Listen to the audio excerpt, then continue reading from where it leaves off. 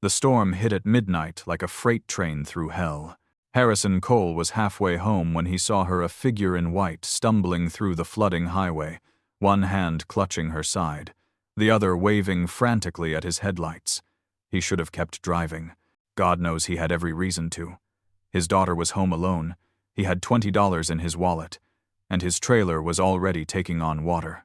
But when she collapsed against his passenger door, rain streaming down her face mixing with blood from a gash above her eye, something in her desperate whisper stopped him cold.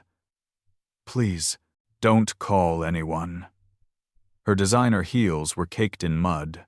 Her coat probably cost more than his truck, and the terror in her eyes told him she was running from something far more dangerous than the storm. By morning, her world and his would collide in ways that would change everything, because the man searching for her didn't just have money. He had the kind of power that crushed people like Harrison without thinking twice. Harrison Cole had stopped believing in luck around the same time his wife walked out 3 years ago, leaving nothing but a note on the kitchen counter and their 5-year-old daughter asleep in her bedroom. Since then, life had been a mathematics of survival, calculating which bills could wait another week, which meals could stretch across 3 days, which dreams had to be abandoned so Ruby could have clean clothes for school. The trailer park on the edge of town wasn't much, but it was theirs. $400 a month meant Harrison worked 60-hour weeks at Danny's auto shop and picked up night shifts driving for a rideshare company on weekends. The trailer itself was a study in making do. The roof leaked in 2 places. The heater worked only when it felt like it. The door stuck unless you lifted while you pushed. But Ruby's corner was different. Harrison had painted it yellow, the color of sunshine, she'd said, and hung fairy lights from a garage sale. Her stuffed animals sat on a shelf he'd built from scrap wood, and her drawings covered the walls like a gallery of innocence. That corner was proof that poverty didn't have to mean the absence of love. Ruby was 7 now, gap-toothed and fierce, with her mother's dark hair and Harrison's stubborn chin. She never complained about hand-me-down clothes or missing class field trips. She'd learned to be grateful for peanut butter sandwiches and to pretend she didn't notice when other kids had tablets and designer sneakers. Harrison saw it all, the way she held her head high when classmates whispered, the way she smiled extra bright when he picked her up in the battered truck, the way she never asked for anything, even though her eyes lingered on toy store windows. It broke something in him every single day. Fixed it too, because Ruby was the reason he kept going, kept fighting, kept believing tomorrow might offer something better. The night the storm came, Harrison had just finished a double shift. His hands were black with grease, his back screamed, and exhaustion sat behind his eyes like a weight. Ruby was home alone, Mrs. Chen next door checked on her, but Harrison hated leaving her too long. The radio had been screaming warnings for hours, flash flood alerts, tornado watches, winds strong enough to tear shingles off roofs. Harrison was driving through it because he had no choice. That's when he saw her, a woman, alone. In the middle of a flooding highway. She was wearing white and stumbling like she could barely stand, one hand pressed against her side, the other reaching toward his truck with desperate urgency. Harrison's foot moved to the brake before his brain caught up. This was stupid, dangerous. But then she collapsed against his passenger door, and he saw her face. Young, maybe 30, pale beneath the rain and mud, and bleeding. A gash above her left eye sent blood mixing with rainwater down her cheek. "Please, don't call anyone." Harrison unlocked the door. The woman nearly fell into the truck, bringing the storm with her wind and rain and the smell of blood and expensive perfume. Her coat was designer, definitely ruined. Her shoes were ridiculous heels caked in mud. "Are you hurt? I need to get you to a hospital." "No." The word was sharp, final. "No hospital, no police. Please." Harrison looked at her for a long moment. At the desperation in her face, at the blood still dripping from the gash above her eye. He thought about Ruby waiting at home, about the $20 in his wallet, about all the very good reasons to drive this woman to the nearest emergency room and let someone else deal with whatever trouble she was running from. "I'm taking you home," he said finally. "My home. You can clean up.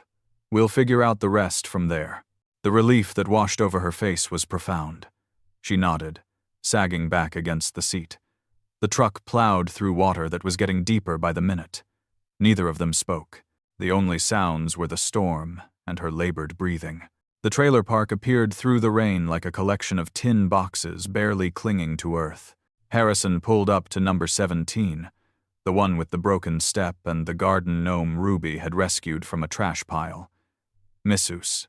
Chen's silhouette moved past the window, checking on Ruby, making sure she wasn't scared. "This is it," Harrison said, and he heard the apology in his own voice. But the woman just looked at the trailer, then back at him. "Thank you." Getting from the truck to the door was an exercise in not drowning. Harrison kept one hand on the woman's elbow, steadying her. Her shoes were useless, so she kicked them off and went barefoot through the storm. By the time they reached the door, they were both soaked through and shivering. Harrison lifted while he pushed muscle memory, and the door swung open. Warmth and light spilled out, along with Ruby's laughter and Mrs. Chen's gentle voice. They were sitting at the tiny kitchen table, playing cards.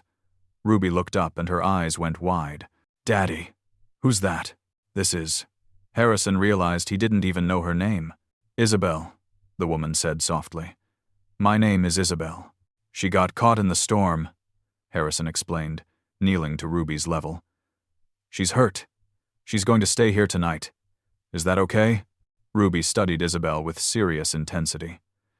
She took in the torn coat, the muddy, bare feet, the blood on her face. Then she nodded. "Okay. But she should sit down. She looks tired." Mrs. Chen was already moving, pulling a chair, grabbing a dish towel. The old woman had seen enough in her 70-plus years not to ask questions right away. Harrison grabbed clean clothes and the first aid kit. When he came back, Ruby was chattering about the card game they'd been playing. "Here," Harrison said, offering the clothes. "Bathroom's through there. Not much, but the shower works. Mostly." Isabelle took the clothes with trembling hands. "Thank you. Really. I don't know what I would have done if you hadn't stopped." "Probably drowned," Ruby said matter-of-factly. "The radio said the water's getting real high."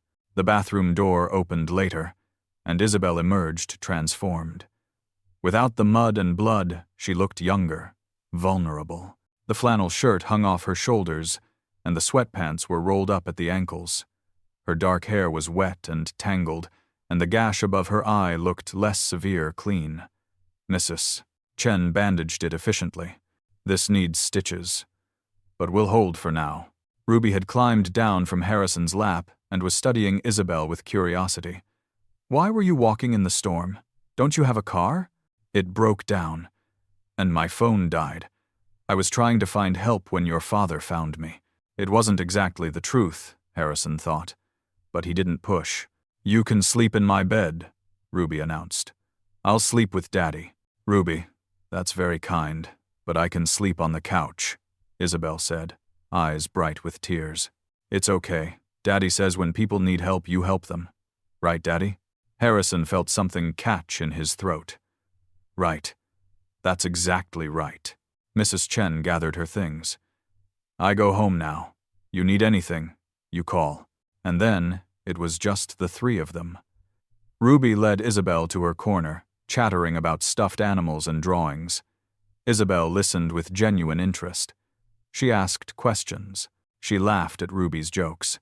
She admired the yellow walls and fairy lights. Eventually, exhaustion caught up with Ruby. Harrison carried her to the couch, and she barely stirred. He settled into the worn cushions, Ruby's weight warm and familiar against him.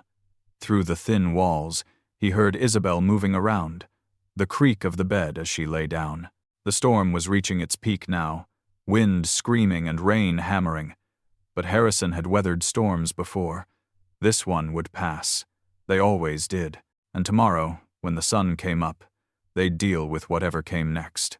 He closed his eyes and felt Ruby's breath against his neck, steady and sure. Whatever else happened, his daughter was safe, fed, warm, loved. That was everything. Morning came gray and waterlogged. The storm had passed. leaving behind a world that looked washed out. Harrison woke to gentler rain and Ruby's elbow in his ribs. He extracted himself carefully and stood, his back protesting. Water had gotten in through the leaks, and the buckets were overflowing. Through the window, he could see the trailer park transformed into a shallow lake. The roads were underwater, debris floating past. The weather report said the flooding would last 2 or 3 days. The main highway was closed, which meant Isabelle wasn't going anywhere. Not today, maybe not tomorrow either. Harrison started coffee cheap instant that tasted like regret but had caffeine and tried to figure out what to do. He had enough food for maybe 3 days if they stretched it. Some pasta, cans of soup, peanut butter, bread. He'd been planning to go to the food bank Friday, but that was before the storm. He counted the money in his wallet again. $20. The auto shop would be closed, which meant no work, no pay. He had exactly 0 income until the water went down. The door to Ruby's room opened. Isabelle had borrowed one of Ruby's hair ties. In the morning light, Harrison could see her more clearly. She was beautiful, in that way that suggested money and breeding and a life completely foreign to his own. Even in his old clothes, she carried herself with grace that didn't come from nowhere. "Good morning," she said softly. "Coffee?" They stood in the tiny kitchen, drinking terrible coffee and not quite looking at each other.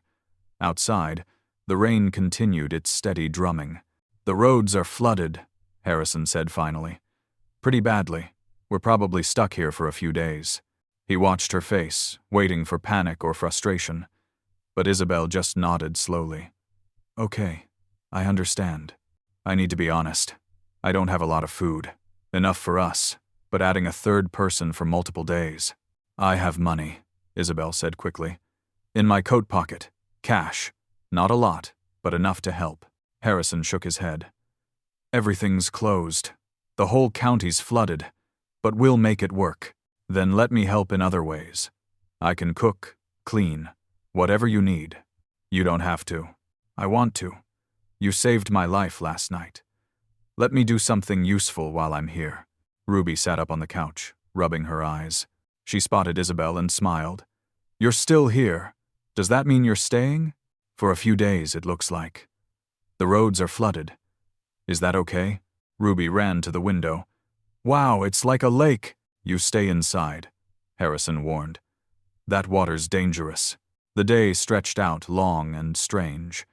Isabelle took over cooking, turning their meager supplies into something that actually tasted good.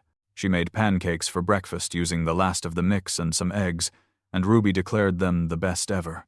For lunch, Isabelle created soup from canned vegetables and chicken broth, adding spices Harrison didn't know he owned. Ruby followed Isabelle around like a puppy, asking endless questions. Isabelle never seemed annoyed. She listened to Ruby explain her drawings, admired her stuffed animals, played card games. Harrison watched from his position at the tiny desk, supposedly working, but really just observing this strange domestic scene.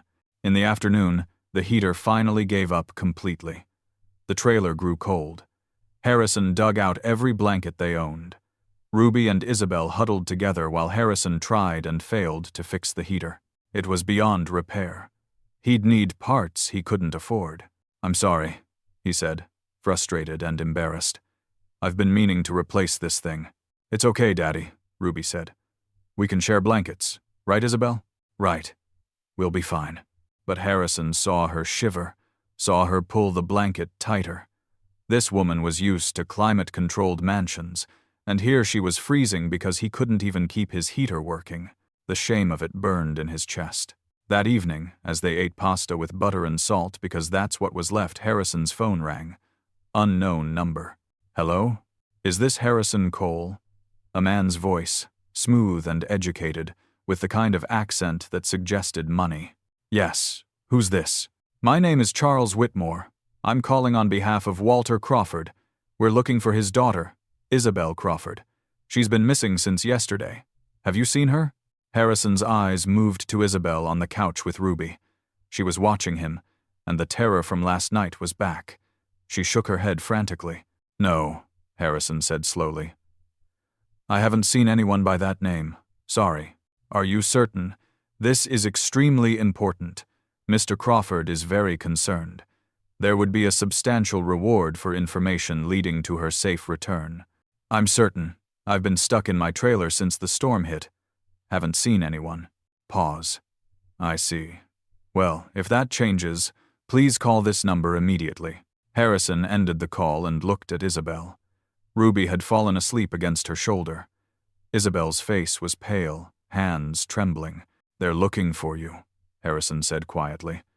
Your father's people. I know. I heard. Isabelle Crawford, daughter of Walter Crawford. Harrison knew that name. Everyone knew it. Walter Crawford owned half the real estate in the state. Billionaire. His name was on buildings, stadiums, charitable foundations, and his daughter was sitting in Harrison's trailer, hiding from the world. You're a billionaire's daughter, Harrison said. Yes, I'm sorry I didn't tell you. I needed to get away. From him. From that life. From all of it. Why? Because he's trying to marry me off like I'm property. Some business arrangement with another family. A merger, he called it. I'm supposed to marry a man I've never met. Smile for the cameras. And be grateful. I tried to refuse. He said I didn't have a choice. That it was for the good of the family. The company. The legacy. I couldn't breathe in that house anymore. So I ran. Harrison sat down heavily, careful not to wake Ruby. This changed everything. Isabelle wasn't just some woman in trouble. She was Walter Crawford's daughter, and Walter Crawford was the kind of man who had power, the kind that could destroy someone like Harrison without even noticing. He'll find you eventually, Harrison said. Men like your father don't just let their daughters disappear. I know. But maybe I can have a few more days of being just me. Not Crawford's daughter. Not a pawn. Just a person. And what happens when he shows up here? I don't know. I haven't thought that far ahead. I just knew I had to leave. They sat in silence. Harrison thought about that phone call, about the substantial reward. $20 until Friday. Bills piling up. Ruby's shoes getting too small. The heater that needed replacing. One phone call, and all those problems would disappear. But when he looked at Isabelle, at the way she held Ruby like she was something precious, at the fear and desperation in her eyes, he knew he couldn't do it. We won't tell them, Harrison said finally. You can stay as long as you need to, until you figure out what you want to do next. Tears spilled down Isabelle's cheeks. Why? You don't even know me, and you clearly need the money. That reward could change your life. Maybe. But I'm teaching my daughter that people matter. That when someone needs help, you help them. I can't say that and then sell you out for money. You're a good man, Harrison Cole. I'm just trying to do right by my kid. The next 2 days followed a similar pattern. The rain continued, and the flooding didn't subside. The trailer park remained cut off from the world. Harrison's phone rang twice more, once from Charles Whitmore again, once from a number that didn't leave a voicemail. Each time, Isabelle tensed. Each time, Harrison said nothing. Money got tighter. They were down to peanut butter and the last can of soup. Ruby didn't complain, but Harrison saw the way she looked at her half sandwich like she was trying to make it last forever. Isabelle offered cash again, and again Harrison refused. It felt wrong, taking money from the woman he was hiding, but Isabelle found other ways to help. She fixed the leak in the roof using duct tape and a plastic tarp. She mended Ruby's clothes. She taught Ruby to play piano on a makeshift keyboard drawn on paper, and she talked to Harrison, really talked in a way he hadn't experienced in years, about books, about dreams, about the weight of expectations and the courage it took to walk away from everything you'd ever known. Harrison found himself looking forward to those conversations. She asked about his life, about Ruby's mother, about the dreams he'd abandoned when survival became the only goal. And slowly, carefully, Harrison found himself answering, telling her about the engineering degree he'd never finished, about the garage he'd wanted to open, about all the what-ifs. You could still do it, Isabelle said one evening. They were sharing the last of the coffee. Open your garage. Go back to school. Whatever you want. With what money? What time? I'm working 60 hours a week just to keep us fed. But if circumstances were different, they're not different. They are what they are. I learned a long time ago that dreams are for people who can afford them. Isabelle was quiet. That's the saddest thing I've ever heard. It's just reality. No. It's what poverty does. It takes away your ability to imagine something better. My father built his empire from nothing. Everyone talks about his business genius, but what they don't understand is that he was able to take risks because he had nothing to lose. The truly poor can't even risk that. They have children to feed, roofs to keep over heads. The system is designed to keep you exactly where you are. Harrison looked at her, surprised. That's unusually perceptive for someone who grew up with everything. I pay attention, and I'm tired of pretending the world is fair. On the third morning, Harrison woke to silence. The rain had stopped. He went to the window. The water was receding, pulling back slowly. By tomorrow, maybe the day after, the roads would be passable, which meant Isabelle's time here was running out. He was surprised by how much that thought bothered him. In just 3 days, she'd become part of their family. Ruby adored her. The trailer felt less empty with her in it, and Harrison had to admit he liked having her around, liked the conversations, the laughter, the way she made him think about things he'd stopped letting himself think about. But she didn't belong here. She belonged in penthouses and private jets, and eventually, her father would find her. Harrison was making breakfast the last of the peanut butter when his phone rang. Different number. Harrison Cole. Speaking. Mr. Cole, this is Walter Crawford. The voice was deep, commanding, used to being obeyed. I believe you have something that belongs to me. Harrison's blood went cold. I don't know what you're talking about. Don't insult my intelligence. My people tracked my daughter's phone to your area before it died. You were one of 3 people driving in that area during the storm. The other 2 have been eliminated, which means she's with you. Mr. Crawford, I'm not interested in excuses.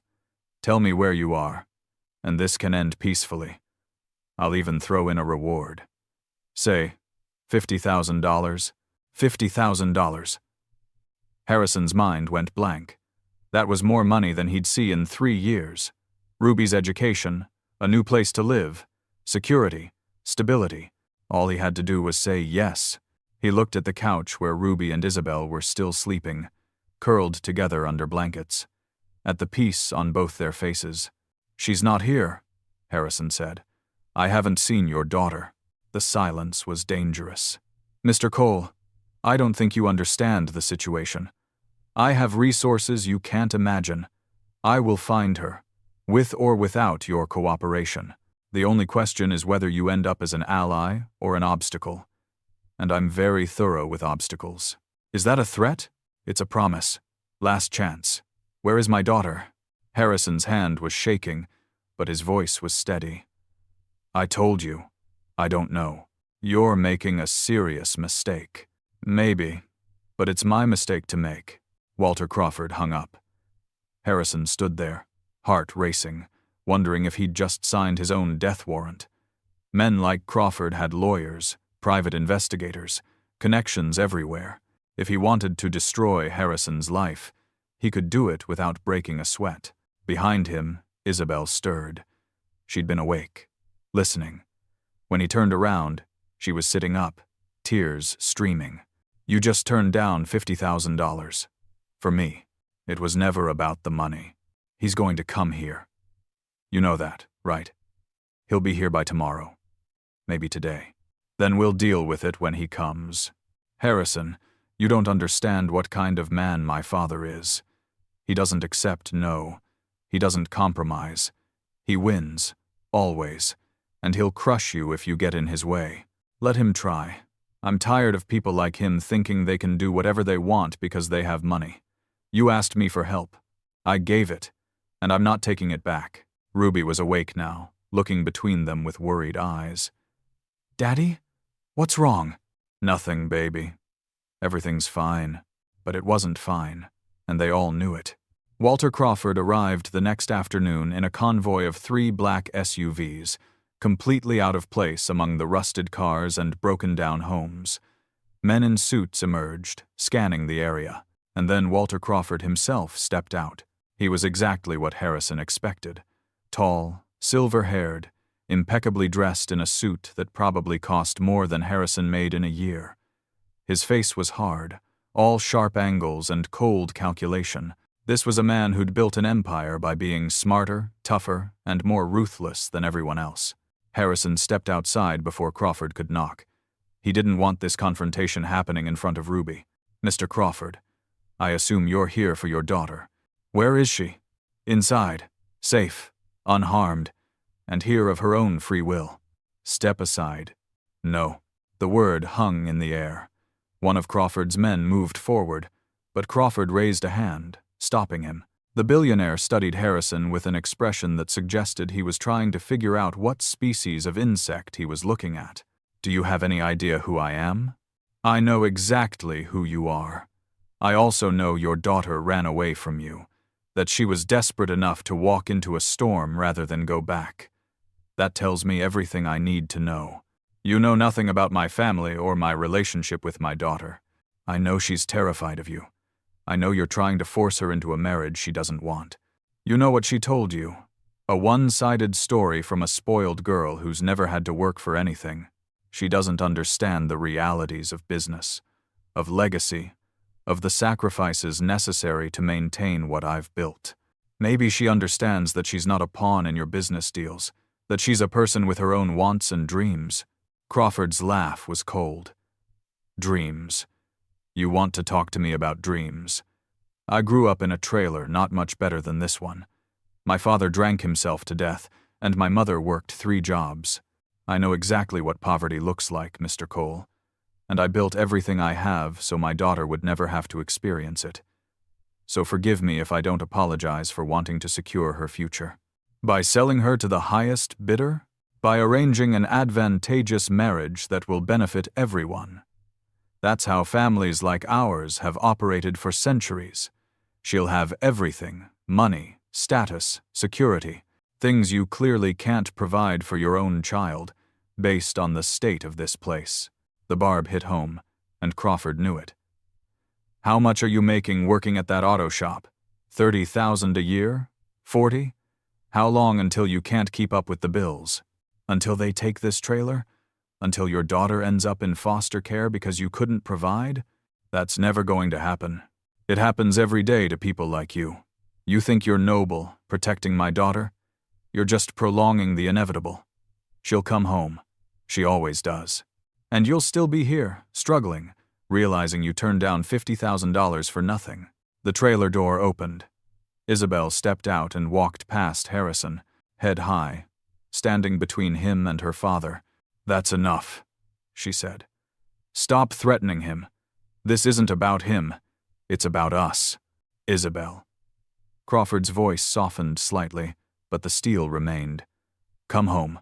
We'll talk about this reasonably. I don't want to marry Jonathan Prescott. I don't love him. I don't even know him. Love is a luxury for people who can afford to take risks. You need security, stability, a future that's guaranteed. I don't want what he can provide. I want a life that's mine, my choices, my mistakes, my successes. You want to throw away everything I've built? For what? Some fantasy of independence? You don't know what it's like in the real world. You've never had to struggle, never had to choose between food and rent, never had to watch someone you love suffer because you couldn't help them. Then teach me. Let me learn. Let me fail. But let me do it as myself, not as your investment." Crawford shook his head. "You're not thinking clearly. This man, this place," he gestured at the trailer with contempt, "has filled your head with romantic nonsense. Reality isn't some fairy tale where love conquers all. Reality is bills and responsibilities, and making hard choices for the good of the family. No, that's your reality. Your choices. I've watched them these past 3 days. Yes, they struggle. Yes, it's hard. But Ruby knows she's loved. She's happy. She feels safe. When was the last time I felt any of those things in your house? Something flickered across Crawford's face, pain, maybe, or regret. But it was gone in an instant. You're coming home, tonight. This discussion is over. She's not going anywhere she doesn't want to go, Harrison said. Crawford turned to him, and the look was lethal. You're interfering in matters that don't concern you. She asked for my help. That makes it my concern. I could destroy you. One phone call, and you lose your job. Another call, and you lose this trailer. I could make sure you never work in this county again. I could bury you in legal fees until you're drowning. Is that what you want? Is protecting my daughter worth your daughter's future? Harrison felt the threat like a physical blow. Because Crawford wasn't bluffing. He had that kind of power. One word from him, and Harrison's already precarious life would collapse. Ruby would suffer for his principles. He thought about Ruby inside, probably watching through the window, about the lessons he was trying to teach her, about the kind of man he wanted her to remember him as. Yes, Harrison said. It's worth it. Crawford stared at him for a long moment, and something shifted in the billionaire's expression. Not approval exactly, but a kind of reassessment. You're either incredibly brave or incredibly stupid. Maybe both.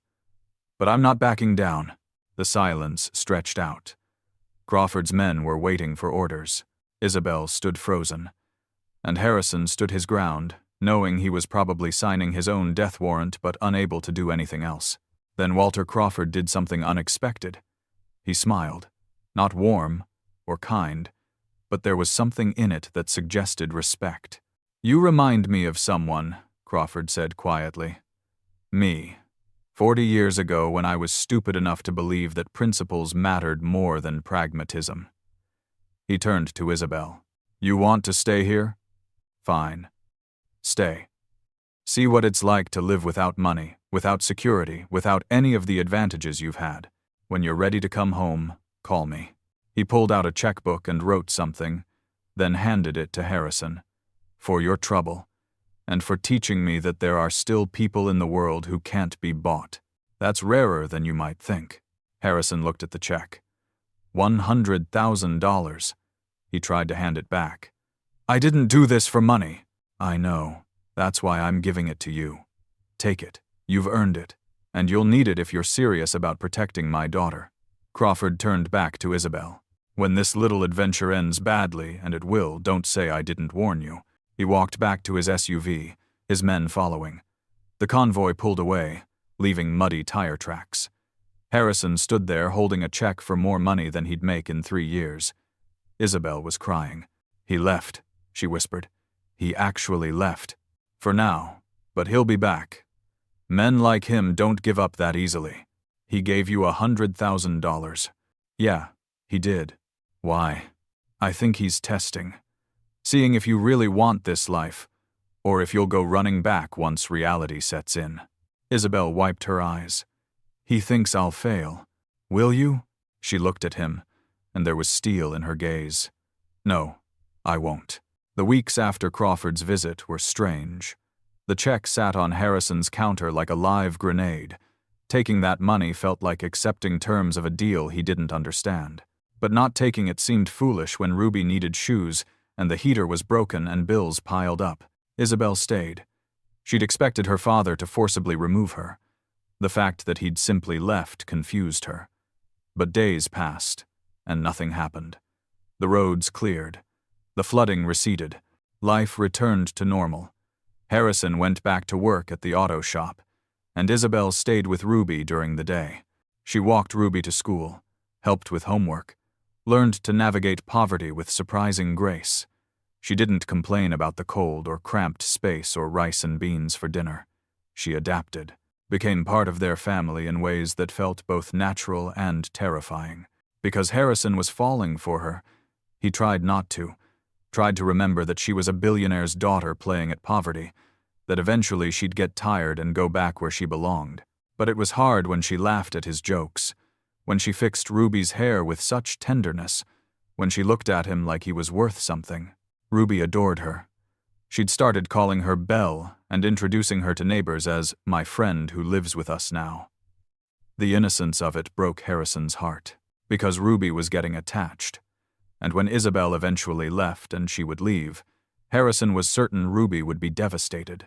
2 weeks after Crawford's visit, Harrison came home to find Isabelle at the kitchen table with papers spread everywhere. She looked up, excitement in her eyes. "I found something. A grant program for small businesses. It's specifically for people who want to start automotive shops. You'd qualify." Harrison set down his toolbox. "Isabelle, just listen. The application is complicated, but I can help. I have experience with this. My father made me sit through hundreds of board meetings, review business proposals, understand financial planning. I can put together an application that would blow their minds.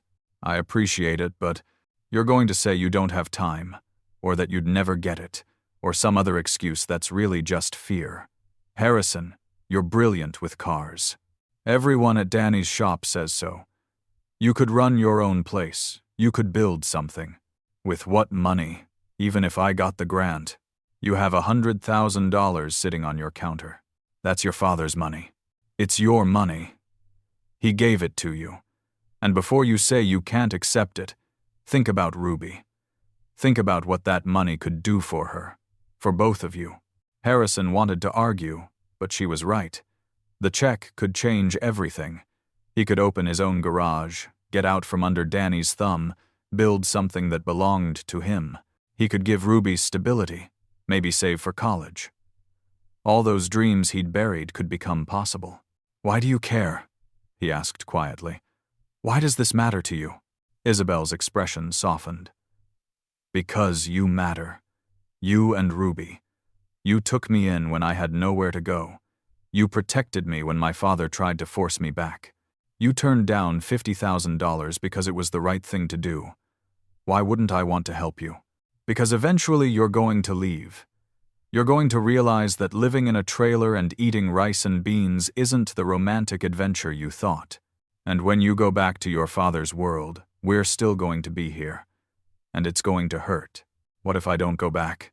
Harrison looked at her, and his heart did something painful. "You will. This isn't your life, Isabelle. It's mine. It could be ours." The words hung between them, heavy with implications neither was ready to address. Before Harrison could respond, Ruby burst through the door, backpack bouncing, full of stories. The moment broke, and Isabelle turned away to help with homework. But that night, after Ruby was asleep, Harrison sat at the kitchen table and looked at the grant application Isabelle had printed. He read through the requirements, the expectations, the dreams it promised, and for the first time in 3 years, he let himself imagine something better. Maybe she was right. Maybe it was time to stop just surviving and start building. The next morning, Harrison went to the bank and cashed the check. The teller's eyes went wide when she saw the amount. Harrison walked out with a bank account that had more money in it than he'd seen in his entire life. It felt surreal, dangerous. He used some of it to buy Ruby new shoes, good ones that fit properly and would last. He got the heater fixed and bought groceries that filled the refrigerator. He paid 3 months of rent in advance. And then he and Isabelle sat down to work on the grant application. It took 3 weeks. Isabelle was relentless, pushing Harrison to articulate his vision, to detail his experience, to present himself as the kind of investment opportunity the grant board couldn't refuse. She wrote and rewrote sections, researched comparable businesses, created financial projections that looked professional and realistic. They submitted the application on a Friday afternoon, and then they waited. Life continued its strange new rhythm. Harrison worked at the auto shop, but now he was taking notes, observing how Danny ran the business, thinking about what he'd do differently. Isabelle had found part-time work doing bookkeeping for small businesses, nothing requiring identification, paid under the table. But it was something. Ruby thrived, her grades improving, her confidence growing. The 3 of them had become a unit, a family, though no one quite said it out loud. Walter Crawford called once. Isabelle answered, and Harrison heard her side of the conversation. "I'm fine, Father. No, I'm not coming home, because I'm happy here. No, I don't need anything. I have everything I need. A pause. I love you too. But I'm not changing my mind. When she hung up, there were tears in her eyes, but she was smiling. He's trying to understand. He doesn't. Not really. But he's trying. The grant board's response came 6 weeks later. Harrison opened the email with Isabelle and Ruby crowded around him, all three holding their breath. We are pleased to inform you. He'd gotten it. The grant. $50,000 to start his own automotive business, plus access to mentorship and resources. He'd actually gotten it. Ruby screamed and threw her arms around his neck. Isabelle was crying, laughing, saying she knew he could do it, and Harrison just sat there, stunned, holding a printed email that represented everything he'd stopped letting himself want. I need to find a location, equipment, insurance. There's so much to do. We'll do it together, Isabelle said. All of it. And for the first time in 3 years, Harrison let himself believe that maybe life could be something more than survival. Maybe it could be good. The garage opened 4 months later. Harrison called it Ruby's Auto because his daughter was the reason for everything, the motivation behind every choice, the light that kept him going. It was small, just 2 bays and a tiny office, in a location that wasn't great but was affordable. Harrison hired 2 mechanics, guys who were solid and reliable, and slowly, steadily, they built a reputation for honest work at fair prices. Money was still tight, but it was a different kind of tight. This was the tightness of investment, of building something, of choosing where every dollar went. Ruby got her own room in a small rental house, not big, not fancy, but solid and warm and theirs. Isabelle worked as the garage's bookkeeper and office manager. They were a team, a family. Walter Crawford visited once, unannounced, showing up at the garage on a Tuesday afternoon. Harrison looked up from under a hood to find the billionaire standing in the doorway. Mr. Crawford, didn't expect to see you here. I wanted to see what my daughter's new life looked like. Crawford walked slowly through the garage, examining everything with careful attention. You've built something solid here. We're trying. Isabelle seems happy. She is. Crawford turned to look at him. She's also completely cut off from everything I built for her. No trust fund, no connections, no safety net. If this fails, she has nothing. She has us, and she has herself. That's more than nothing. Is it? Crawford's expression was hard to read. I've watched empires fall, Mr. Cole. I've seen people lose everything. Security isn't romantic, but it's necessary. She's building a life that's hers, on her own terms. Isn't that worth something? Crawford was quiet. Then, surprisingly, he smiled. Small, almost reluctant, but genuine. My wife used to say the same thing. Before I got too successful to remember what it felt like to choose dreams over security. He pulled out a business card. If you ever need anything investment capital, legal help, connections, call me. Not for Isabelle's sake, for yours. Because you remind me of someone I used to be, someone better than who I am now. He left without another word. Harrison stood there holding the card, wondering if he'd just been offered a gift or a test. That evening, sitting around the dinner table in their small rented house, Ruby chattering about school and Isabelle smiling as she served food that was simple but abundant, Harrison felt something he hadn't felt in years. Peace. Not the absence of struggle, there would always be struggle, but the presence of something worth fighting for. Daddy, Ruby said suddenly. Are you and Belle going to get married? Harrison choked on his water. Isabelle turned bright red, and Ruby just looked at them with the innocent directness of a child who'd asked a perfectly reasonable question. Ruby, that's, Harrison started. Not appropriate to ask. Isabelle finished, but she was smiling. But you love each other, right? Mrs. Chen says when people love each other and want to be a family, they get married. And we're already a family. So shouldn't you get married? Harrison and Isabelle looked at each other across the table. They hadn't talked about this, hadn't defined what they were to each other beyond partners in survival, beyond whatever this thing was that had grown between them. But Ruby had said it out loud, named the thing neither had dared to speak. Ruby, Harrison said gently. Marriage is complicated. I think you should ask her, Ruby interrupted. Because Belle makes you happy. And you make her happy. And that's what matters. Harrison looked at Isabelle, at the woman who'd run from a world of privilege to find something real, who'd helped him build dreams he'd thought were dead, who'd become part of his life in ways he couldn't imagine living without. She's not wrong, Harrison said quietly. About the happy part. Isabelle was crying again. No, she's not wrong. So, maybe we should talk about it? Later? When a certain small person isn't conducting relationship interrogations? Maybe we should, Isabelle agreed. Ruby pumped her fist in the air. I'm going to be a flower girl. Harrison laughed, and the sound surprised him. Real laughter, from deep in his chest, the kind that came from genuine joy. When had he forgotten what that felt like?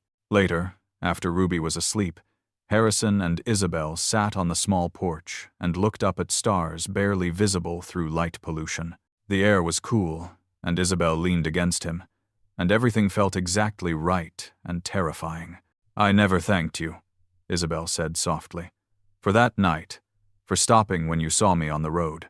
You've thanked me about 100 times, not for saving my life, for seeing me. Not Crawford's daughter, not a billionaire heiress, just me, someone who needed help. You didn't ask what I could do for you, you just helped. That's what people do.